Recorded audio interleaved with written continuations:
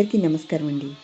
నేను చదువుతున్న ఈ కథ డాక్టర్ నక్కా విజయరామరాజు గారి కథా సంపుటిలోని ఒక ఆణిముత్యం. The show must run. ఈ కథ 11/12/2022 సాక్షి ఫండేలో ప్రచురితమైంది. ఇంకా ఆలస్యం ఎందుకు, కథా ప్రపంచానికి వెళ్దాం రండి. ఎయిర్పోర్ట్ నుంచి కోయంబత్తూర్ టౌన్లోకి ఎంటర్ కాగానే మొదట నన్ను ఆకర్షించింది ఊరు మొత్తం అంటించి ఉన్న జంబో సర్కస్ బొమ్మలు. నాకు కొత్త ఊర్లు, ప్రదేశాలు చూడడం, సర్కస్లు, పద్య నాటకాలు, పాత క్లాసిక్ సినిమాలు, పురాతన గుళ్ళు, గోపురాలు, రాజుల కోటలు అంటే ఇష్టం. కేశవ దిగిన పార్కింగ్ హోటల్లోకి వెళ్ళాను. వాడు నా కోసం లాంజ్లో వెయిట్ చేస్తున్నాడు. నా బస కూడా అక్కడే ఏర్పాటు చేశాను. కుశల ప్రశ్నలు అయ్యాక కాఫీలు తాగాం. కాఫీ చాలా బాగుంది. తమిళనాడులో ఎక్కడికి పోయినా ఫిల్టర్ కాఫీలు, వేడివేడి ఇడ్లీ సాంబార్ నాకు ప్రత్యేక ఆకర్షణ.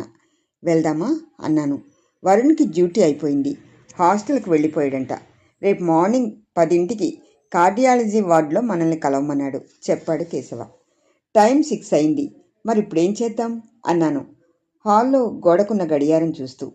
ఊర్లో జంబో సర్కస్ ఆడుతుందిరా, వచ్చేటప్పుడు పోస్టర్లు చూసా. నీకు నాలాగే సర్కస్లు అంటే ఇష్టంగా, దానికి పోదామా? మంచి టైంపాస్ అన్నాడు కేశవ. వాడికి నా మైండ్ రీడింగ్ బాగా వచ్చు. మనసు తెలిసి నడుచుకునేవాడేగా మంచి స్నేహితుడు. పోదాం పదిరా అన్నాను నవ్వుతూ. అన్నపూర్ణ సర్కస్కి రానంది, రూమ్లో రెస్ట్ తీసుకుంటుందిలే అన్నాడు. కారులో బయలుదేరాం. మేము సర్కస్ దగ్గరకు చేరేసరికి 7 దాటిపోయింది. గేట్ మూసేసి ఉంది. లోపల షో జరుగుతోంది. లోపల నుంచి సర్కస్లో మాత్రమే వినబడే ప్రత్యేకమైన మ్యూజిక్ వినిపిస్తూ ఉంది. షో షురూ హోగయా సాబ్, 1.5 గంట హోగయా, గేట్ కీపర్ చెప్పాడు. ఏం చేద్దాన్రా అన్నట్టుగా నా వంక చూశాడు కేశవ. మీ మేనేజర్ ఎక్కడా అని అడిగితే దూరంగా టెంట్లో కూర్చున్న మనిషిని చూపించాడు గేట్ కీపర్. వెళ్ళి పరిచయం చేసుకున్నాం. మేరా నామ్ రంజిత్ అన్నాడు షేక్ హ్యాండ్ ఇస్తూ. మాకు సర్కస్ అంటే ఎంత ఇష్టమో, ది గ్రేట్ ఓరియంటల్ సర్కస్ నుంచి జెమినీ గ్రేట్ బాంబే సర్కస్ దాకా నేను చూసిన సర్కస్లు, కేరళలో ఉన్న సర్కస్ స్కూల్సు, వాటి చరిత్ర అంతా చెప్పేసరికి ఫిదా అయిపోయాడు. మమ్మల్ని టెంట్ లోపల రింగ్ దగ్గరకు తీసుకెళ్ళి కుర్చీలో కూర్చోబెట్టాడు. అతను వచ్చి మా పక్కనే కూర్చున్నాడు.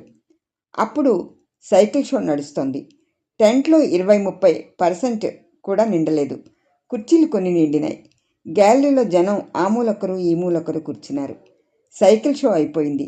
జోకర్లు వచ్చారు. కొంచెం వయసు మళ్ళిన వాళ్ళే జనాన్ని నవ్వించడానికి కింద మీద పడుతున్నారు. ఓ పక్క నుంచి కొంతమంది నెక్స్ట్ ఐటెం కోసం నెట్స్ కడుతున్నారు. ఇప్పుడు ట్రెపీజ్ ఆట మొదలవుతుందని మైక్లోంచి అనౌన్స్మెంట్ వినిపించింది.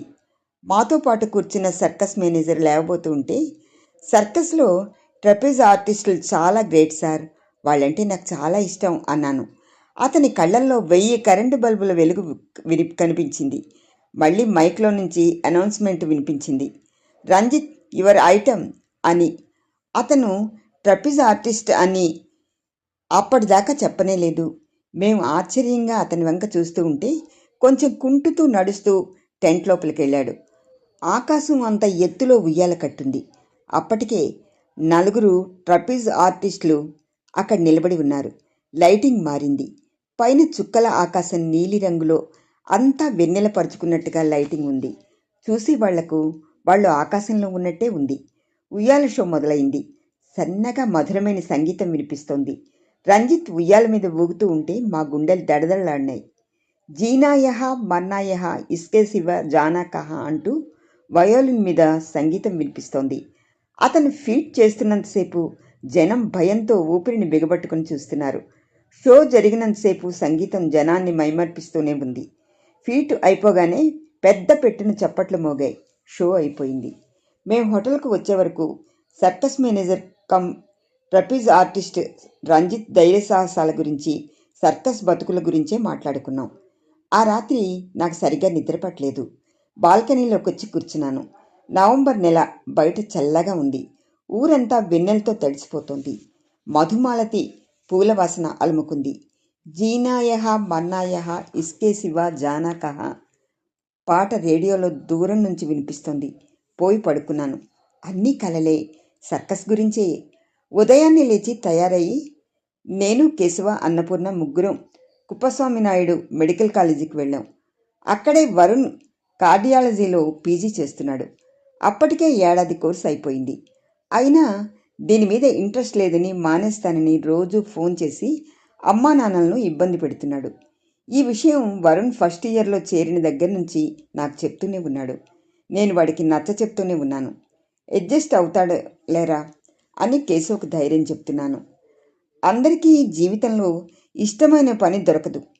దొరికిన పనిలోనే అడ్జస్ట్ కావాలి. చాలామంది ఇష్టం లేని పనులే చేస్తూ జీవితంలో చాలా సాధించిన వారు ఉన్నారు. నచ్చినవి మెచ్చినవి అందరికీ దొరకవు. దీనికి పెళ్ళి కూడా మినహాయింపు కాదు. బాబు బొమ్మ లాంటి భార్య కావాలని కోరుకొని కుర్రాడు ఉంటాడా? సినిమా హీరో లాంటి అబ్బాయి కావాలని కోరుకొని అమ్మాయిలు ఉంటారా? జీవితంలో చాలామంది దొరికిన వాటితోనే సర్దుకుపోతారు. జీవితం అంటేనే అడ్జస్ట్మెంట్. నాకెప్పుడు ఆత్రేయ రాసిన సినిమా పాట ఒకటి గుర్తుకొస్తూ ఉంటుంది. అనుకున్నామని జరగవు అన్నీ, అనుకోలేదని ఆగవు కొన్ని, జరిగేవన్నీ మంచికని అనుకోవడమే మనిషి పని. జీవిత సత్యం ఎంత సింపుల్గా చెప్పాడు మనస్కవి. మొన్న సడన్గా ఫోన్ చేసి నన్ను అర్జెంటుగా కోయంబత్తూరు రమ్మన్నాడు కేశవ. నేను రైటర్నని, కొంచెం ఖాళీ టైం దొరికితే ఊళ్ళు కొండలు గుట్టలు అడవులు పట్టుకు తిరుగుతానని, తనకు అలా తిరగడం, కవితలు కథలు రాయడం చాలా ఇష్టమని చెప్పేవాడు వరుణ్ చిన్నప్పుడు. నవ్వేవాణ్ణి. జీవితంలో సెటిల్ అయ్యాక నాకున్న ప్యాషన్స్ నెరవేర్చుకుంటున్నానని అతనితో చెప్పా. మా డాడీకి ఎప్పుడు 24 గంటలు పేషెంట్తోనే సరిపోతుందని, పేషెంట్స్ వలన తను ఎప్పుడూ బయటకెళ్ళడని, కనీసం సినిమాలకు కూడా తీసుకుపోడని కేశవ మీద ఫిర్యాదు చేసేవాడు వరుణ్. పిల్లలు ఎప్పుడూ తల్లిదండ్రులు వాళ్ళ దగ్గరే ఉండాలని కోరుకుంటారు. ఆ వయసుకు అది సహజం. పేరెంట్స్ మీట్కి మీ డాడీ రాలేదెందుకని సాత్విక స్కూల్లో చదివేటప్పుడు వాళ్ళ టీచర్ అడిగితే, మా డాడీ పిచ్చి డాక్టర్ రాడు అని కోపంగా చెప్పిందని నవ్వుతూ చెప్పేవాడు డాక్టర్ విజయసారథి. అతను నిజంగానే సైకియాట్రీ డాక్టర్. వృత్తిలో ఎంతోమంది తాగుబోతులను ఆ వ్యసనం నుంచి బయటపడేశాడు. ఇప్పుడు ఎన్నో కుటుంబాలు ఆయన చలవతో సంతోషంగా ఉన్నాయి. ఆ వయసు పిల్లలకు తల్లిదండ్రుల బరువు బాధ్యతలు తెలియవు. వరుణ్కు సాహిత్యం సంగీతం అంటే ఇష్టం. చిన్నప్పుడు తెలుగులో ఆసువుగా కవితలు అల్లేవాడు. కొంచెం పెద్దయి 10th దాకా చిన్న చిన్న కవితలు ఇంగ్లీష్లో రాసేవాడు. నేను వాళ్ళ ఇంటికి పోయినప్పుడు వాటిని నాకు చూపించేవాడు. బాగుండేవి. వాడి టాలెంట్ని మెచ్చుకునేవాణ్ణి. నేను మీ అంత రైటర్ని కావాలంకుల్ అనేవాడు. రేయ్, కవితలు సంగీతం కడుపు నింపవు. ముందు కష్టపడి బాగా చదువుకో. మీ డాడీలాగా గుండె డాక్టర్ అయ్యి మంచి పేరు తెచ్చుకోవాలి అనేవాణ్ణి. వరుణ్ మెడిసిన్ చదివేటప్పుడు కాలేజీ మ్యాగజైన్ ఎడిటర్. ఆ ఏడాది మంచి మ్యాగజైన్ తెచ్చాడు. వాడికి నేనంటే ఒక రకమైన సాఫ్ట్ కార్నర్, గౌరవం. నేను చెప్తే వరుణ్ వింటాడని కేశవ ఆశ. అందుకే నన్ను ఇక్కడికి అర్జెంటుగా రమ్మన్నాడు. మా కోసం కార్డియాలజీ వార్డు ముందు వెయిట్ చేస్తున్నాడు వరుణ్. మమ్మల్ని క్యాంటీన్కి తీసుకెళ్ళాడు. నలుగురం ఓ కార్నర్ సీట్లో కూర్చున్నాం. అది medical students doctor canteen. Tea time కాబట్టి సందడిగా ఉంది. అమ్మాయిలు అబ్బాయిలు నవ్వుతూ కాఫీలు కూల్ డ్రింక్స్ తాగుతున్నారు. ఏం తీసుకుంటారని అడిగి మా కాఫీలు చెప్పాడు. రాత్రి ఎక్కడికి వెళ్ళారని అడిగాడు. జంబో సర్కస్కి వెళ్ళామని చెప్తూ ఆ సర్కస్లోని మేనేజర్ కమ్ ట్రపీజ్ ఆర్టిస్ట్ గురించి చెప్పా. అతను 10 ఏళ్ల కిందట ఉయ్యాల మీద ఫీడ్ చేస్తున్నప్పుడు పైనుంచి కింద పడితే ఓ కాలు మొత్తం నుజ్జు నుజ్జయి పనికి రాకుండా పోయిందని, దాన్ని తీసేసి ఆర్టిఫిషియల్ లెగ్ పెట్టారని, ఇప్పుడు అతను దాంతోనే ఉన్నాడని, ఒక్క కాలుతోనే ఇప్పటికీ ఉయ్యాల మీద ఫీట్లు చేస్తున్నాడని, రాత్రి ఎంత గొప్పగా చేశాడో వివరంగా చెప్పాను. ఈ వయసులో కూడా ఒక్క కాలితో ఉయ్యాల మీద అంత ఎత్తులో ఆ ఫీట్స్ మీకెందుకండి అంటే అతను ఏం చెప్పాడో తెలుసా? యానిమల్ క్రుయాలిటీ యాక్ట్ కింద 20 years back సర్కస్లో టైగర్సు, lion's, wild animals అని బాన్ చేశారట. అప్పటి నుంచి జనం, పిల్లలు సర్కస్లకు రావడం బాగా తగ్గిపోయిందట. ఇంత పెద్ద ఎస్టాబ్లిష్మెంటు, మెయింటెనెన్సు, స్టాఫ్ జీతాలు, యానిమల్స్కి ఫుడ్డు, మా ట్రాన్స్పోర్ట్ ఖర్చులు, ఇవన్నీ నడవాలంటే ఇది తప్ప మరేమీ తెలియని మేము బతకాలంటే సర్కస్ షో నడవలసిందే. ఇది నడవాలంటే ఇక్కడున్న అందరూ ఏదో పని తప్పకుండా చేయాల్సిందే sir. The show must run అన్నాడు ఆత్మనిర్భరతతో అని చెప్పాను. రాత్రి సెల్ ఫోన్లో మేము తీసిన ఫోటోలను వరుణకు చూపిస్తూ ఉంటే చాలా ఇంట్రెస్ట్గా చూశాడు. నాకు చెబితే మీతో వచ్చేవాణ్ణిగా అంకుల్. సర్కస్లంటే చాలా ఇష్టం. చిన్నప్పుడు మా ఊరు వచ్చిన సర్కస్లన్నీ చూపించేవాడు డాడీ. ఆర్డర్ ఇచ్చిన పొంగల్ వచ్చింది.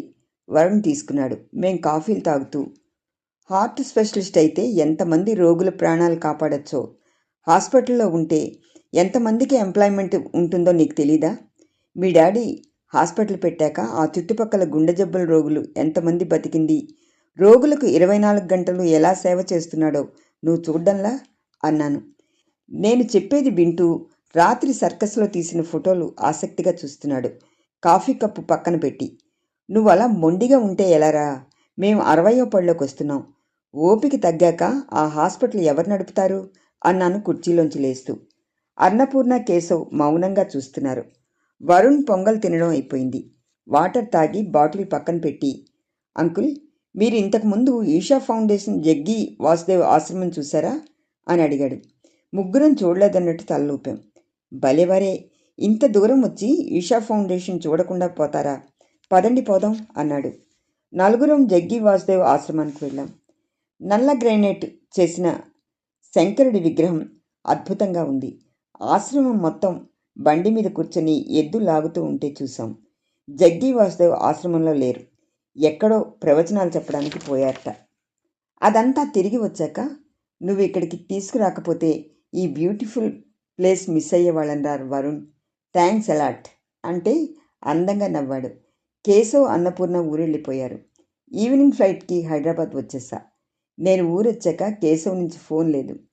ఫోన్ చేస్తే డల్గా మాట్లాడాడు. 3 రోజుల తర్వాత ఉదయాన్నే జిమ్కి వెళ్తూ ఉంటే వరుణ్ నుంచి ఫోన్ వచ్చింది. ఏం చెప్తాడోనని టెన్షన్గా ఉంది. రాత్రి జంబో సర్కస్కి వెళ్ళాను uncle. Don't worry, the show will run అన్నాడు. వాడి మాటలు నా చెవిలో అమృతం పోసినట్టున్నాయి. సమాప్తం.